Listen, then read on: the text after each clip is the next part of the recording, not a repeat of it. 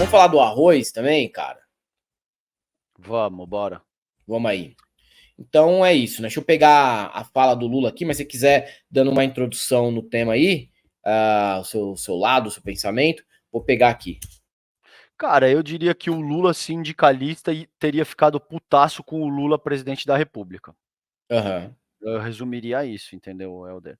Ah, mano, não tem como, né, cara, passar pano nisso aí agora, velho. Porra, professor de federal, demandando melhores condições, governo progressista. Então, porra, eu até entendo que, mas existe um limite da política real, é o que eu sempre falo aqui para vocês. Às vezes tem que conciliar. Uma coisa é ser presidente da República, outra coisa é ser youtuber. Beleza, a gente entende tudo isso. Mas, porra, Lula, sabe? Então, assim, bota a Esther Dweck para falar isso aí, bota qualquer outro, cara. Você nasce do sindicalismo. Para mim não dá, Helder. Para mim essa fala aí foi ruim, não deveria ter sido feita, uma puta de uma cagada. E pronto, falei, mano. Eu achei um erro grosseiro. O Lula, que é um cara que vem do sindicalismo, o Lula surge na fim da década de 70, começo da década de 80, do que se convencionou chamado novo sindicalismo, cara. Sim. Porra, então não dá pra meter essa aí que, sabe, não, os professor tem que. Não, os professor tá no direito de fazer greve, tem que reivindicar sim. E, cara, eu, enquanto comunicador de esquerda, nunca vou ficar contra a classe trabalhadora fazendo greve. Pode ser o governo do Lula, pode ser o governo do Tupac, que eu adoro o Tupac, pode ser o governo, sei lá, mano. Tem trabalhador fazendo greve, eu tô do lado dos caras, velho. Eu acho que o Lula se equivocou aí, Helder. Vamos ver então a fala do Lula, que gerou muito ruído, principalmente entre professores, trabalhadores de universidade. Eles não gostaram, né, da posição do Lula, que falou que a greve durou muito mais do que deveria, greve de universidades e institutos federais. Vamos ver aqui, isso que gerou um grande ruído junto com o caso do leilão de arroz também. Terminar. A única coisa que não se pode permitir é que uma greve termine por inanição. A única coisa que não pode acontecer, porque se ela terminar, as pessoas ficam desmoralizadas. Então, o dirigente sindical, ele tem que ter coragem de propor, ele tem que ter coragem de negociar, mas ele tem que ter coragem de tomar decisões que muitas vezes não é o tudo ou nada que ele apregoou. Eu sou um dirigente sindical que eu nasci no tudo ou nada.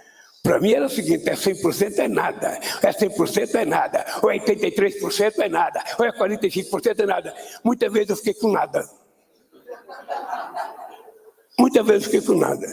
E eu acho que nesse caso da educação, se vocês analisarem o conjunto da obra, vocês vão perceber que não há muita razão para essa greve estar durando o que está durando.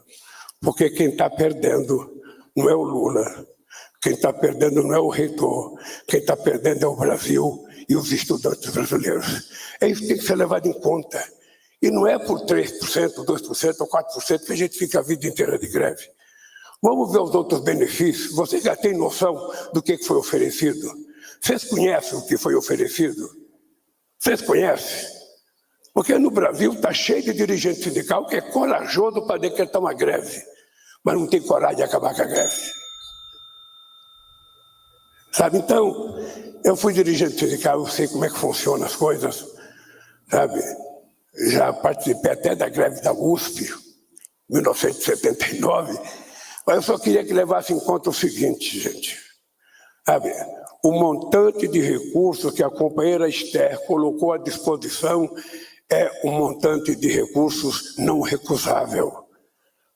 Eu só quero que leve isso em conta, porque senão nós vamos falar em universidade, institutos federais, e os alunos estão à espera de voltar à sala de aula.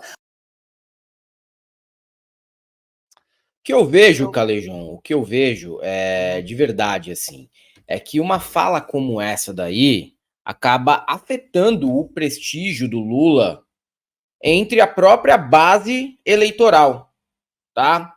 Aí tem a discussão, não, mas houve uma negociação, houve um reajuste no ano passado, neste ano. Ok, se fosse com o Bolsonaro não teria nada, ele ia exonerar todo mundo, ele ia mandar todo mundo pro olho da rua. Pode ser, né? Mas como um ex-líder sindical, eu acho que o Lula poderia apresentar uma maior sensibilidade com essa greve, com essa mobilização, já que, de fato, o salário dos professores está defasado. Aí tem gente que vai entrar na seguinte discussão: ah, mas professores de federais, de institutos, eles podem ser considerados trabalhadores porque eles ganham muito bem. Sim, ganham muito bem em comparação com os trabalhadores brasileiros de forma geral. Mas isso não significa que a galera esteja com a vida ganha para sempre se não tiver reajuste, porque tudo fica mais caro de um ano para o outro. Reivindicar é sim legítimo nesse caso. E aí a fala do Lula também, ao meu ver, César, ela acaba atingindo o prestígio do próprio presidente com uma base eleitoral histórica dele. Eu acho. E meus bebê, vocês no chat estão dizendo que não viram nada demais na fala do Lula. A questão não é essa, a questão é que tem uma sutileza fundamental aí, que é o seguinte, cara. O Lula é o maior nome do sindicalismo nacional. Enquanto presidente da República, ele começa a dizer: eu, como sindicalista, já que estudo e muitas vezes levei nada, isso ganha um certo tom de um tipo de chantagem, de uma espécie de ameaça velada, tá? Parece, enquanto presidente da República, quando o Lula fala isso, que ele está dizendo o seguinte: é isso ou é nada. E eu também já fui o tipo de sindicalista que queria tudo ou nada, e você precisa ter coragem de começar e coragem de terminar a greve. Após acusações, Então, o tem uma governo série Lula de coisas aí anulou que. a importação de arroz, Peraí, o leilão. desculpa, soltou sem querer aqui. Imagina. Então, tem uma série de coisas que, ainda que essa seja a medida a ser adotada, ainda que esse seja o caminho, porque o governo não tem outra condição, porque, enfim, não é o Lula, gente, que tem que dizer isso. O Lula ascende à presidência da República precisamente porque ele era um sindicalista impetuoso. Então, agora, mandar esse tipo de recado dizendo que, ah, não, porque é o que dá para fazer e veja, ou é isso ou vai ser nada, hein? Soa muito ruim. Se eu fosse o time de comunicação do Lula, e eu não sou pra porra nenhuma, então eu concordo com vocês que é simples estar na minha posição e criticar, eu diria o seguinte: presidente, não existe outra alternativa, não existe. Então não seja o senhor a fazer essa fala. Então coloca isso na mão de um ministro, de uma ministra, e deixa ela tomar pancada, velho. É isso. Ser ministro, muitas vezes, é isso, Helder. É ter que fazer as falas mais duras, mais incisivas. Como eu entendo em termos de comunicação, essa fala do Lula é um erro. Não é que tenha nada de absurdo, mas a mensagem em si, vindo do próprio Lula, por ele ser o maior sindicalista da nossa história, é ruim, eu não faria. Não, e aí há as comparações também. Se a gente quer comparar a gente que ganha muito bem, tem o pessoal da Polícia Federal e da Polícia Rodoviária Federal que recebeu o reajuste e houve muito menos resistência do governo. Ah, mas aí o governo tentou acenar para uma ala golpista, bolsonarista, para ver se ganhava apoio. Ok, é o cálculo político. Mas para o professor que sempre votou, em sua maioria, no Lula, fica algo, no mínimo, esquisito que haja tanta resistência para atender as demandas desse setor com a mesma celeridade que a Polícia Federal e a Polícia Rodoviária Federal foram atendidas. Tem também as comparações que não deixam a situação nada agradável para o Lula. E aí nós tivemos também essa situação aqui do leilão de arroz, né? O leilão de arroz, ele foi cancelado, tem aí a suspeita de fraude e ainda a demissão do secretário de Agricultura, o Nery Geller, que foi demitido em meio à anulação do leilão de arroz. Uma das empresas vencedoras do leilão, promovida pela Conab, pertence a um ex-assessor de Geller e sócio de um dos filhos do ex-deputado que é do Partido Progressista, o PP. Tá? Ele ele foi demitido hoje, soube pela imprensa da demissão. A demissão foi anunciada pelo ministro Carlos Fávaro. Vamos mostrar aqui. E aí, essa aqui já é outra crítica, né, Calejão? É uma crítica que é o seguinte: a Frente Amplíssima, ela leva a algumas situações como essas daí, que é uma situação em que você está envolvido com um cara que tem uma ficha corrida complicadíssima, como o Nery Geller, para atender interesses da frente parlamentar, tá? E pode ter sido só uma falcatrua típica da política brasileira? Pode. Mas quem também me garante que não foi sabotagem? Porque pode ter sido também sabotagem, já que é uma pauta bem impopular para o governo, que gerou um grande ruído com os produtores de arroz. Vamos ver aqui o anúncio feito pelo Carlos Fávaro, o Paulo Teixeira e o Edgar Preto. A bomba que cai em Brasília neste momento, após acusações, o governo Lula anulou a importação de arroz, o leilão que foi feito para importar 163 mil toneladas de arroz. Você tem aqui o presidente da Conab, o ministro do Desenvolvimento Agrário e o ministro da Agricultura. Tem secretário do Ministério da Agricultura demitido exatamente por conta de dúvidas a respeito desse certame. Ontem eu trouxe aqui para vocês que o Lula havia dito em tom crítico, de bronca, que não era possível o governo trabalhar para levar arroz. Esse foi o discurso do Lula, tá? É sempre bom ressaltar. O governo trabalhar para levar arroz a um preço justo para a casa das pessoas e ficar tomando pancada por causa de um edital mal feito. E disse ontem também aqui para vocês que acompanham a Conexão que ele falou que quem tivesse de ser afastado teria de ser afastado. O Nery Geller, que era secretário de Desenvolvimento do Ministério da Agricultura, essa pasta comandada por este personagem, o Carlos Fávaro, foi demitido. Ele é ex-deputado, pediu, a saída formal aceitou um pedido de demissão do Nery Geller, porque o filho do Nery fez uma sociedade com uma das empresas que participaram desse edital de licitação. Aí, né? Mais um caso que gera ruído. Tudo bem, o governo agiu, já mandou embora o Nery Geller, certo? Mas o Nery Geller não deveria nem estar ali para começo de conversa cá entre nós, até pela ficha corrida que o cara tem, né? Quem conhece o Nery Geller aí sabe muito bem quem é essa pessoa. Ele é um ex-deputado de 55 anos, foi alçado a uma secretaria do Ministério da Agricultura uma semana depois de obter uma vitória no Tribunal Superior Eleitoral. Em dezembro do ano passado, à época, a corte reverteu uma cassação contra Geller por captação irregular de recursos nas eleições de 2018. Ele tentou ser candidato ao Senado em 2022, mas teve a candidatura barrada. A escolha do ruralista para o cargo aconteceu à luz da necessidade do governo Lula em estabelecer pontes de diálogos com a frente parlamentar da agropecuária no Congresso. Essa missão já havia sido conferida ao ex-deputado durante a disputa presidencial de 2022, quando ele atuou para neutralizar o apoio de parte do agronegócio a Jair Bolsonaro.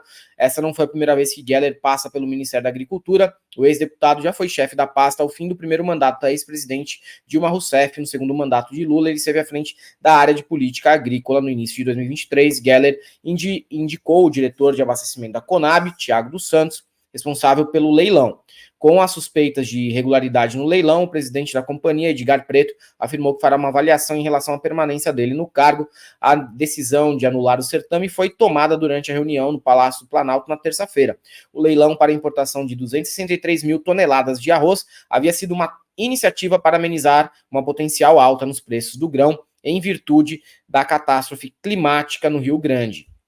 Das quatro empresas que venceram a disputa, a maior compradora é dona de um estabelecimento em Macapá, que tem como atividade principal a venda de queijo. Outra é de um empresário de Brasília, que afirmou ter pago propina para conseguir um contrato com a Secretaria de Transportes do DF. A jornalistas, Preto disse que o governo decidiu anular o certame porque algumas das empresas vencedoras apresentaram fragilidades e não demonstraram capacidade financeira para operar um volume tão elevado de recursos. Agora, segundo ele, há expectativa de que os mecanismos para eventuais leilões sejam revisados com a ajuda da CGU, da AGU e da Receita Federal. A ideia é avaliar se as empresas habilitadas têm condições técnicas e financeiras de executar os contratos do pregão. Mas você sabe como que chega essa notícia lá na ponta, né, Calejão? Claro. Vai ter um certo dano de imagem para o governo. Eu acho que, cara, o governo reagiu rápido, tá? Então, Sim. reagiu rápido, reagiu bem, estancou uma questão, e tá claro aí que quem tá envolvido nessa treta é o Nery Gallagher, é o Nery Geller, perdão, Noel Gallagher. Noel Gallagher, o Noel quase Gallagher tá sempre envolvido em treta, o Noel Gallagher, hein, velho? Exato, esse gosta também. Esse é o Gallagher gosta também, é outro que gosta Sim. da treta. Mas, cara, tá claro que é o Centrão, que é o filho do Nery Geller, e agora, porra, tem que tomar mais cuidado com esse tipo de coisa, né, cara? Envolve aí uma monta gigante de arroz, é uma questão hipersensível, porque tá acontecendo no meio de uma tragédia. Sim. Agora, a extrema-direita vai ficar batendo nisso, por quê? Porque tem joiazinha nova do Bozo aparecendo, tem um monte de merda que tá estourando em cima do próprio bolsonarismo, e agora a extrema-direita vai ficar batendo no arrozão, o governo corrupto, o governo que se vale da tragédia do povo gaúcho para superfaturar e fazer esquema com importação de arroz. É isso aí. Agora, me parece que a reação do governo foi adequada, foi rápida. A exoneração do Nery, me parece que veio. Ele mesmo pediu para sair hoje cedo, se eu não me engano. O Fávaro reagiu de uma maneira muito adequada também. O Edgar Preto, que é da Conab, veio, explicou a questão aí, salientando que não, tem uma questão aí que era bolsa eu esqueci o nome exatamente do que ele só soube efetivamente quais eram as empresas que venceram a licitação depois, porque existia um determinado tipo de mecanismo. Então ele veio a público, explicou tudo certinho. Acho que isso foi feito a contento. Agora, porra, velho, sabe? Tomar mais cuidado com essas paradas, né, Alder? Não dá, mano. Eu tenho uma bronca dessas paradas, porque eu sei que ninguém é idiota ali. Fávaro, Teixeira, Edgar Preto, todo mundo ali é bastante experimentado na política. A questão é a seguinte: é tomar mais cuidado e também ter um certo. Uma certa segurança, né, de que não está caindo em nenhum tipo de fraude, de farsa, de tentativa de desestabilização do governo, porque quando chega lá na ponta, no Zap Zap, quando chega no Zap Zap do teu tio, quando chega no Zap Zap da tua avó, sabe como eles vão entender, né? Olha, o governo queria fraudar o leilão de arroz para ganhar um por baixo, os caras é bandido, é assim que chega. Não importa se Nery Geller é do PP, não importa se Nery Geller é brother do Lira, não importa se o Nery Geller é da bancada do agro, não importa nada, velho. Chega na ponta de outra forma. Não chega na ponta da forma que a gente está apresentando aqui. Chega de outra maneira. Então não adianta, né? Não adianta porque o que vai acontecer lá quando chegar no Zap Zap é aquilo. Olha o arroz do ladrão, aí o outro vai e faz um vídeo. Esse aqui é o arroz do bandido, não sei o quê. Aí já era, mano. Aí a merda tá feita, entendeu? O que era para ser uma puta ideia legal, para ajudar no momento de urgência, acaba se transformando aí num tiro no pé do governo.